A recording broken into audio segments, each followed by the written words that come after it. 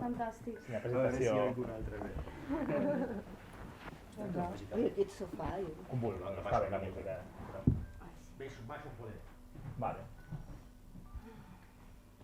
Una foto, no? Pues està gravant. Està gravant. Està gravant. Hi ha moltes... La foto pots agafar moltes. És cert. Pots agafar la més... Tens el teu. Com vingui. És que de l'Andreu o...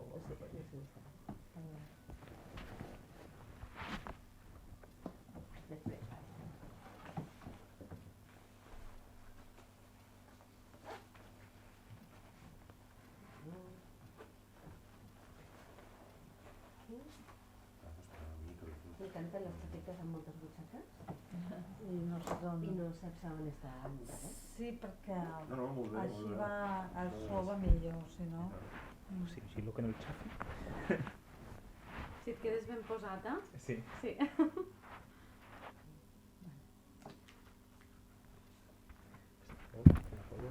La foto. Posa el llibre. Molt guapos. Una en vertical pels histories, que ja s'ha de tenir en compte tot.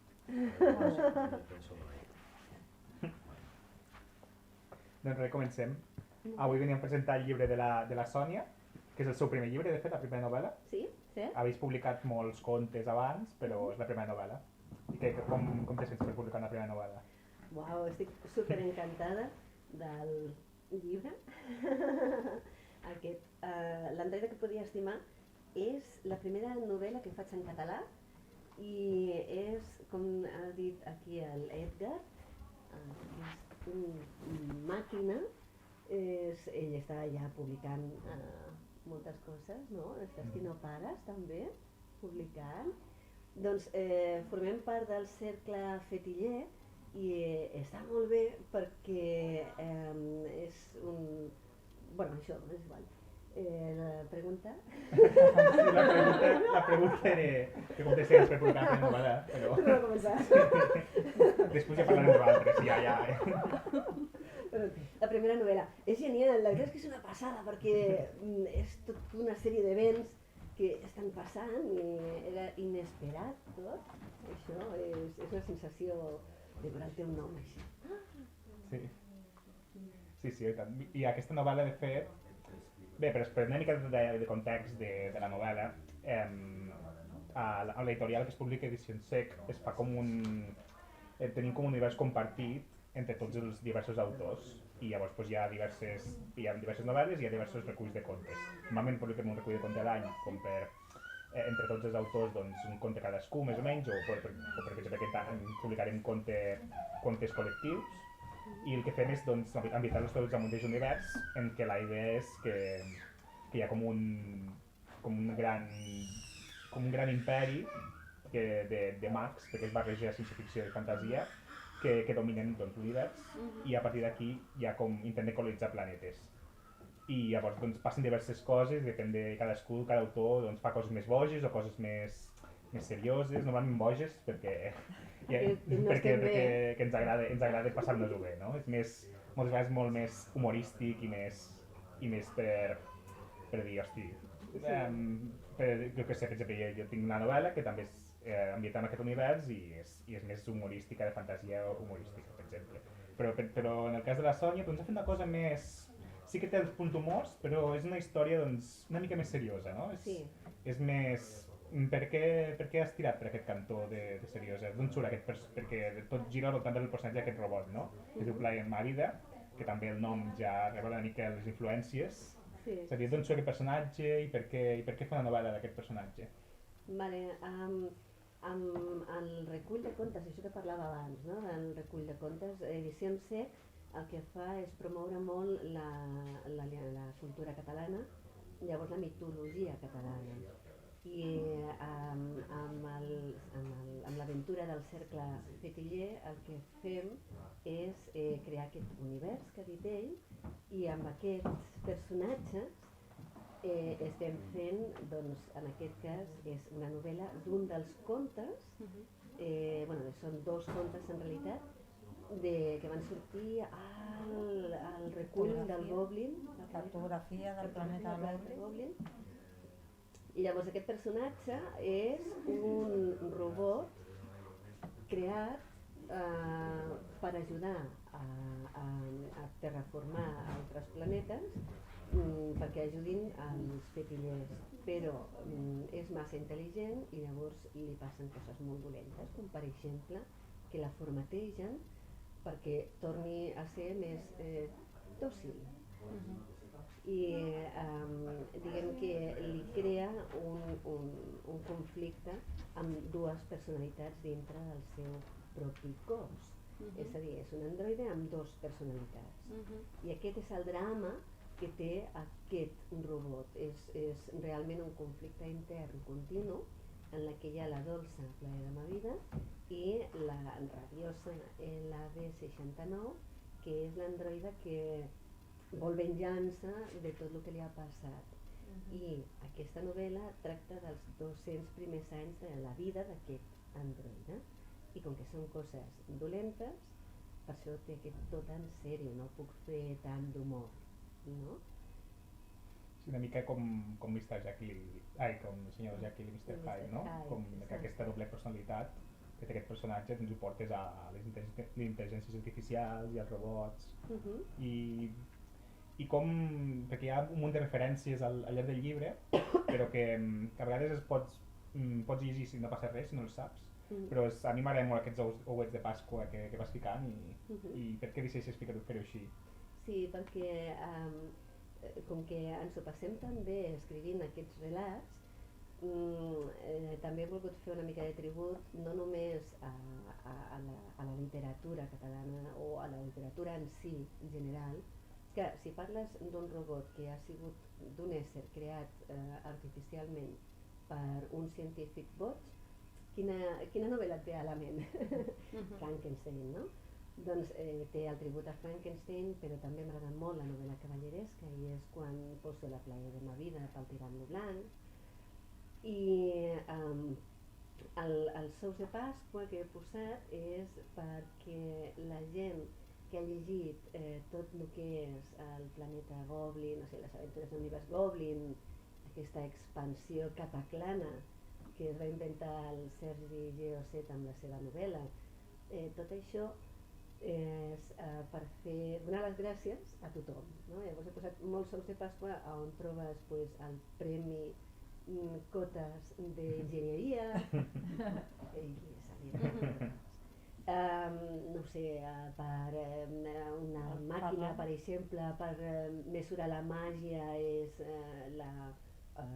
medidor d'Armengol. Ferran d'Armengol és un dels autors. He fet moltes coses així perquè la gent se senti identificada i a més vulgui veure d'on ve, perquè també surten personatges d'altres novel·les, no? Sí, però igualment tot, malgrat que ja es pot llegir, els de Pasqua es pot llegir com una novel·la independent, no? Que és la gràcia també, perquè el personatge, com veus, l'evolució del personatge, el principi i el final, el principi com molt Frankenstein, i un final que, bueno, no explicarem, però que té molt a veure amb el títol, no?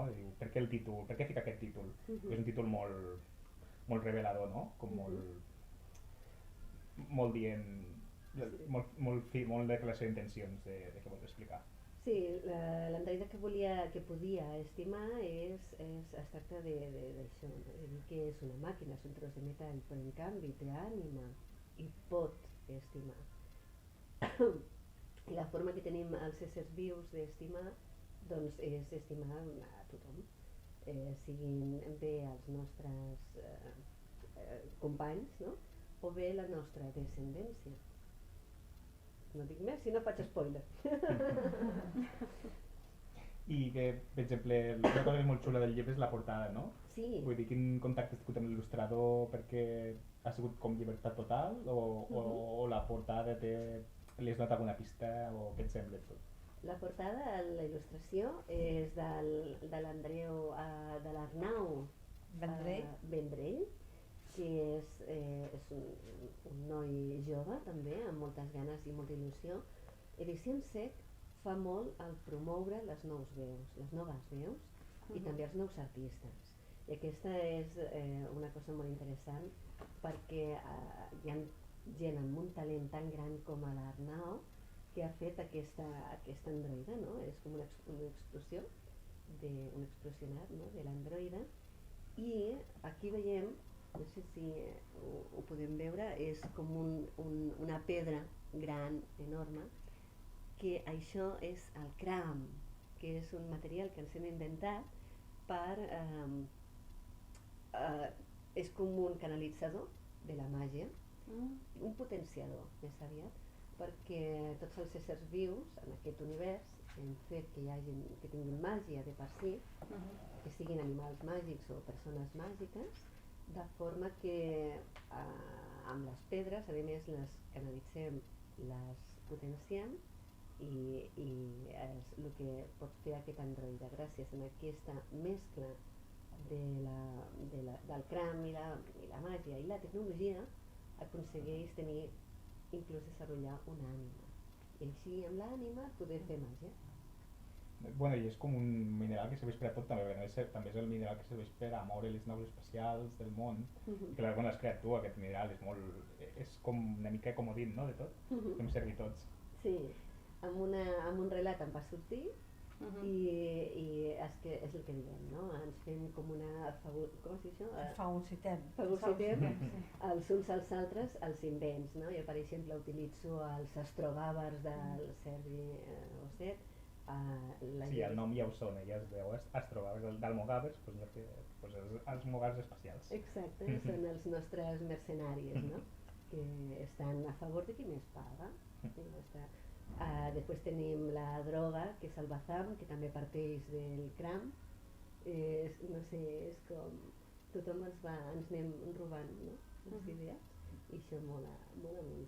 I amb aquest personatge principal, tu també treballes com a molt relacionat amb la tecnologia, vius relacionat molt amb la tecnologia, i fins a quin punt està relacionat amb tu el personatge principal? Què creus que té de tu, o què creus has posat tu com a la teva formació professional al llibre? Sí, bueno, yo reparo máquinas. En mi otra vida. Muy interesante. Sí, reparo màquines, bàsicament.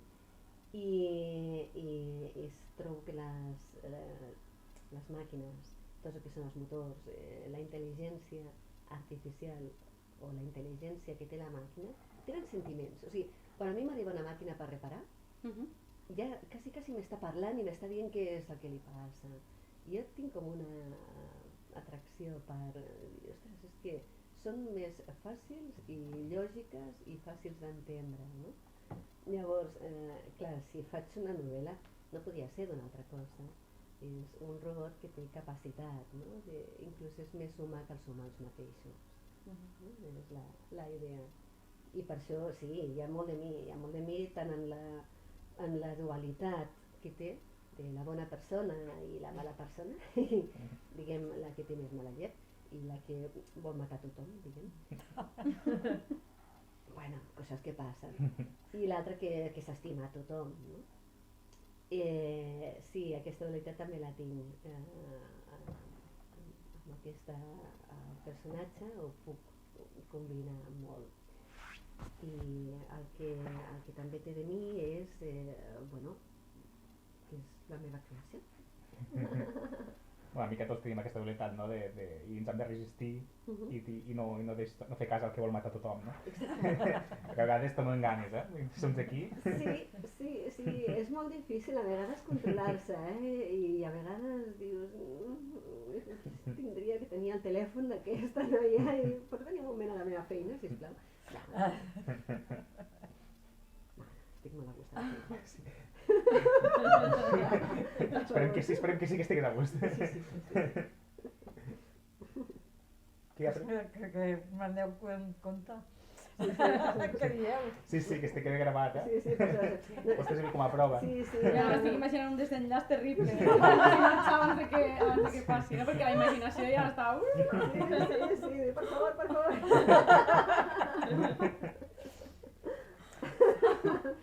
Bueno. Bueno, jo puc fer més preguntes, però si teniu alguna pregunta, si tens alguna Sí, cosita... sí. No, jo estic molt sorpresa perquè m'ha agradat molt això que dius de la pedra, sobretot, no? Perquè una pregunta que et volia fer precisament és com li dones ànima, no? a la màquina i que precisament pues, aquest paral·lelisme, no? Que potser molts humans hem perdut aquesta pedra que va carregada amb aquesta energia, no? I s'ha quedat com a zero. I no em sembla malament perquè... Te l'has llegit? No. L'ha clavat, o sigui, l'ha clavat. Sí, Perdona, sí, l'ha sí. clavat. I fa poc hi pensava, no? Per exemple, em vaig quedar sense moto fa poc i és una màquina que m'ha acompanyat durant 15 anys de la meva vida i jo vaig acomiadar-me d'ella, no? I vaig sentir tenir una conversa, no? I és una cosa que la trobo per mi natural i que moltes vegades he pensat, no? Perquè tot és vida, és a dir, aquesta columna té vida, no? La terra té vida, la pedra surt de la terra, no? Tot el que fabriquem té vida, no? Sí. Després està la sensibilitat que cadascú té en quant a connectar amb aquesta vida o no, no? Evidentment tots estem vius però n'hi ha que estem més morts que vius i a la inversa. I amb les màquines no m'ho havia arribat a plantejar perquè ara, per exemple, estem editant el 6è número de la revista i li deia a ell, dic, ostres, és d'intel·ligència artificial. Però no ho estàvem plantejant en aquest punt, no? Estàvem plantejant molt més... Se parla molt d'intel·ligència artificial a tot arreu, me sembla, no sé, tinc la impressió... Sí, perquè ara ha hagut com molts canvis, no? Perquè ara, des de fa un any que s'ha introduït un programa que es diu DALL-E, i llavors a partir de text generes imatges, no? I pel món creatiu, pels artistes, doncs es parla moltíssim, no? I nosaltres al final la revista és d'art i el que volem és parlar d'això, no? Fins a quin punt una màquina pot generar una obra artística o es pot comparar amb els grans, no? I no sé, em sembla interessantíssim, no? Perquè ara, indagant en aquest interior de les màquines, jo no hi veia controvèrsia en quant al que has dit tu, no? Pot ser controvertida una màquina per dintre, és a dir, hi ha un programador darrere que li diu ets així, però després ve un altre i li diu ets aixà i de sobte té un conflicte. Exacte. Pot tenir conflicte una màquina? Bueno, clar, aquí Clar, és interessant això. El punt d'aquesta història és precisament que sí hi ha un conflicte, que sí hi ha un punt en el que es queda en bucle i es queda tornant sempre en el mateix punt, potser no surt a la novel·la, potser és més en el conte on passa.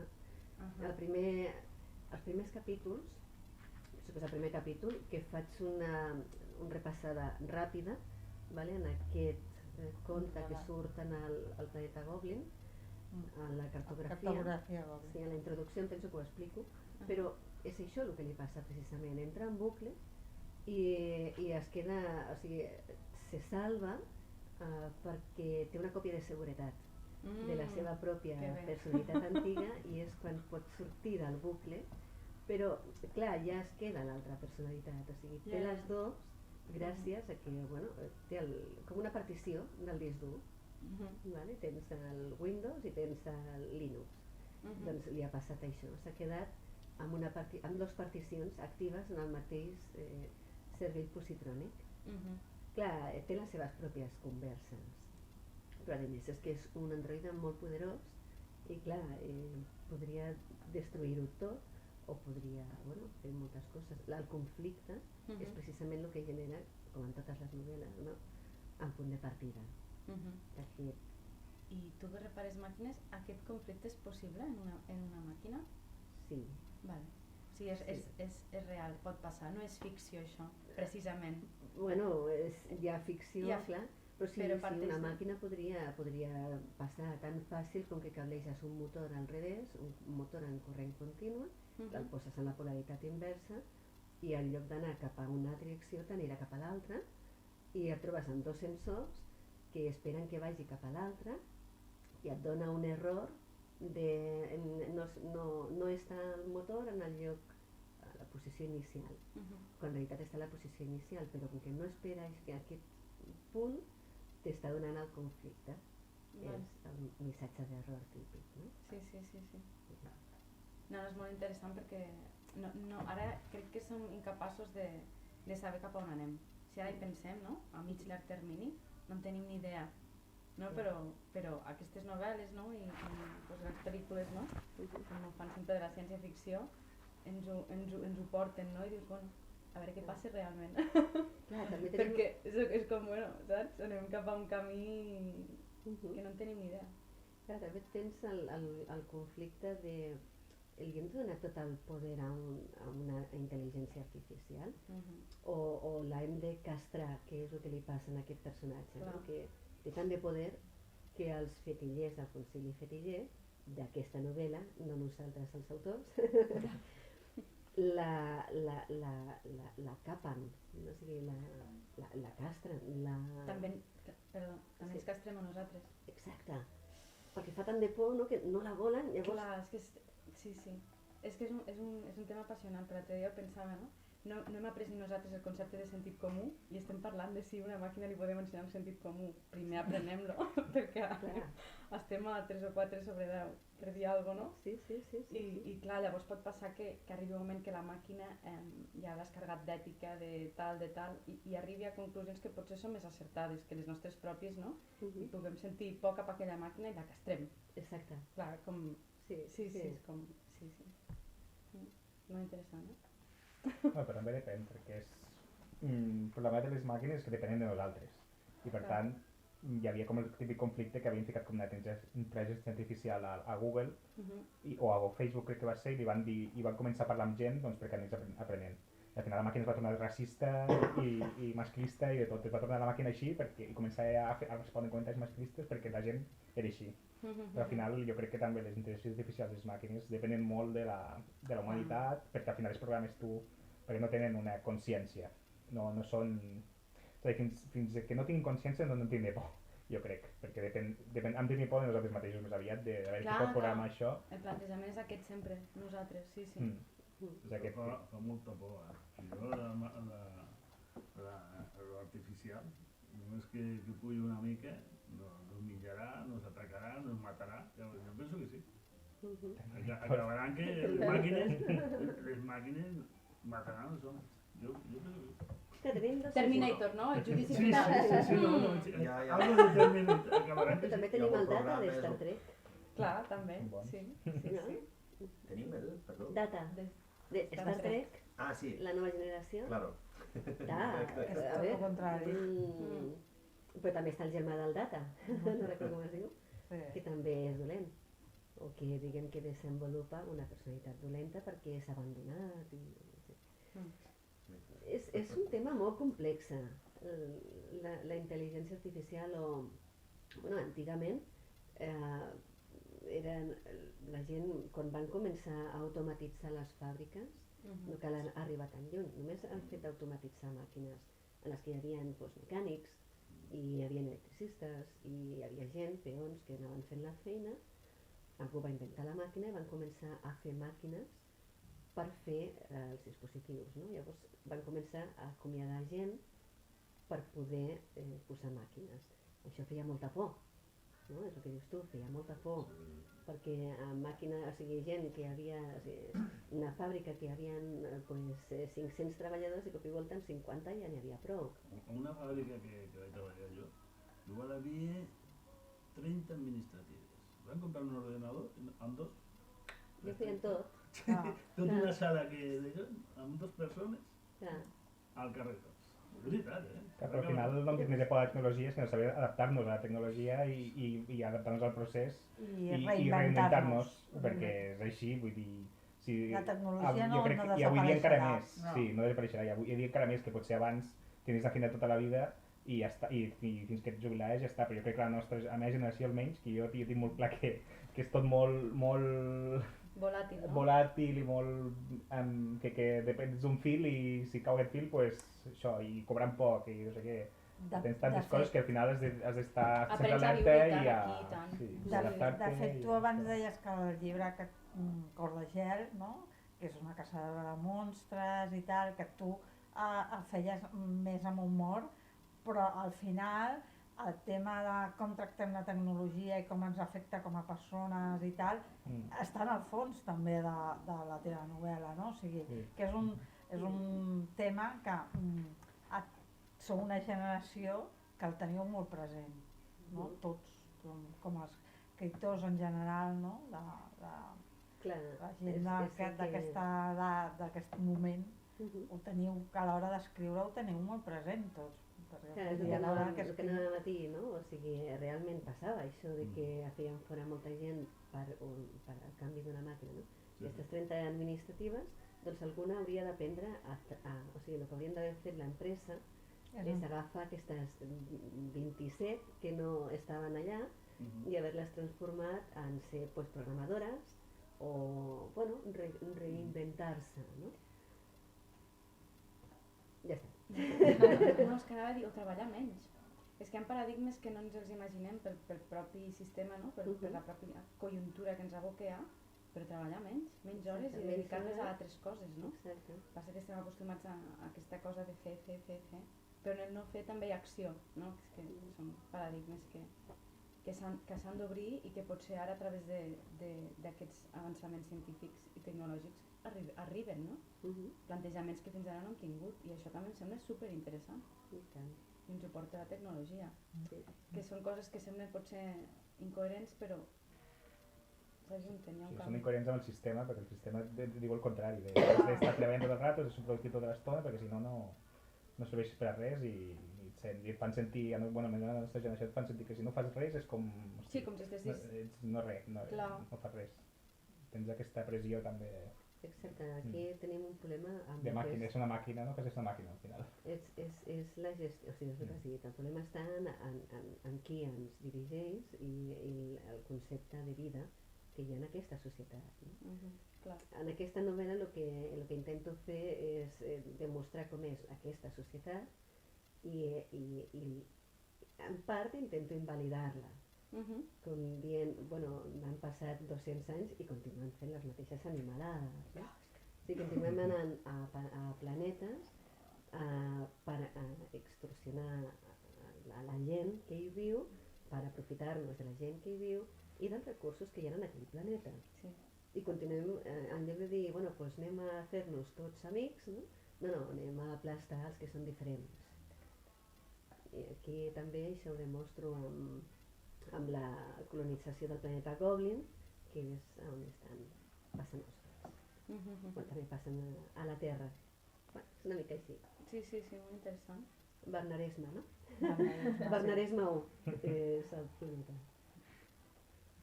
Sí, mira, un llibre tan curt, mira, pots treure tantes idees i reflexions. És la gràcia també del gènere ciència-ficció, que pots tirar moltes reflexions i al final potser passa el futur, però al final estàs reflexionant sobre el present i sobre el món d'ara, no? Que és també la gràcia, perquè al final el que està escrivint avui mateix i preocupa les coses d'avui mateix. No? És fàcil veure el paral·lelisme tota l'estona en tot. Sí. Clar. Sí. Doncs res. Ens hem quedat flipant. Sí, està molt bé, està molt bé. Segurament. Sí, tant, mira, jo sortiré d'aquí amb aquest llibre avui. I plaer, Ahí me van a arribar. i plaer de ma vida perquè A la campanya. has dit que t'agradaran, bueno, ens Sí, ho ha dit, no? la novel·la cavalleresca m'agrada molt, ¿vale? M'agraden molt les aventures i aquestes coses, i està al Tirant-lo Blanc, és una novel·leta, no sé si l'heu conegut mai, I tant, i tant.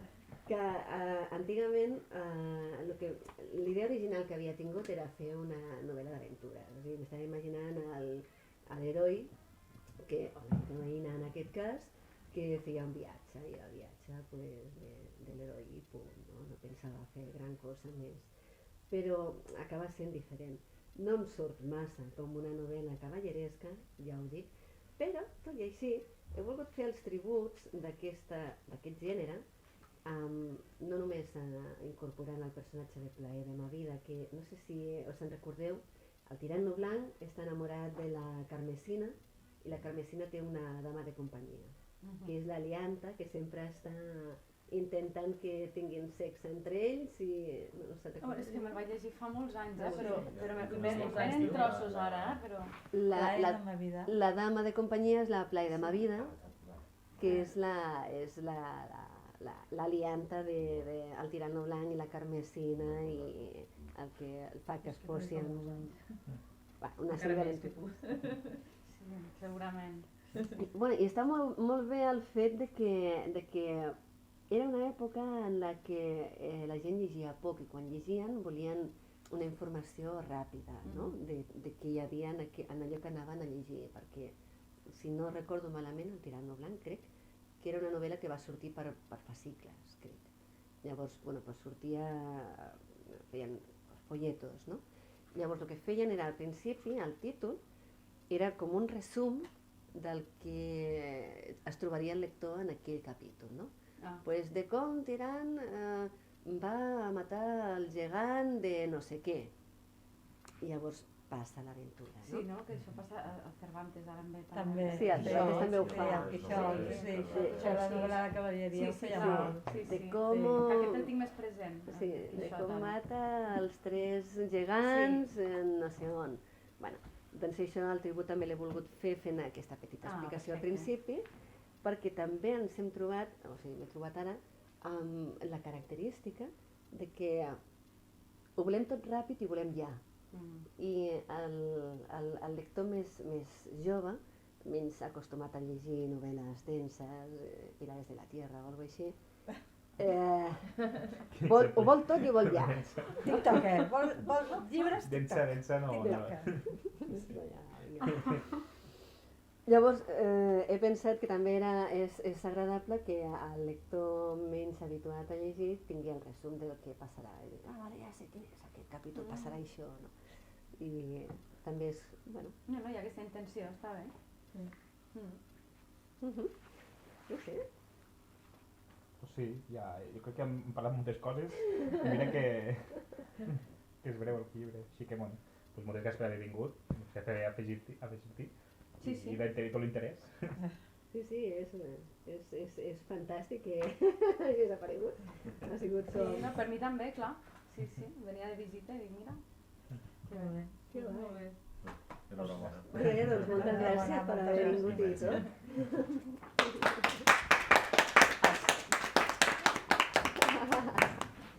Que guai. Ostres, doncs molt bé, no? Quina casualitat.